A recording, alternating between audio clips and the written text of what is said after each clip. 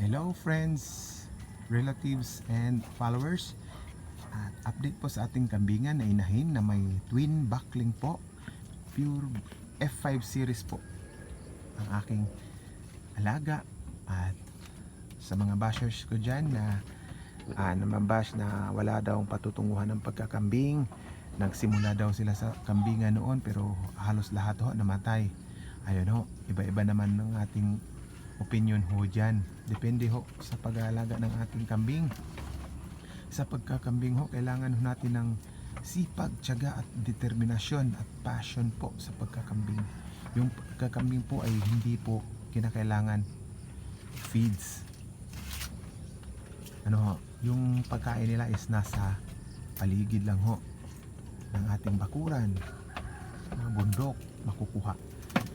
Yung ating kambing po ay hybrid F4 Anglo-Nubian po. Ho, ang anak niya ay F5 series twin buckling po. Yun, 19 months ho. Ready for reservation po tayo po. 500 lang po via GCash. At pangbarako ho, maganda ho ito pangbarako.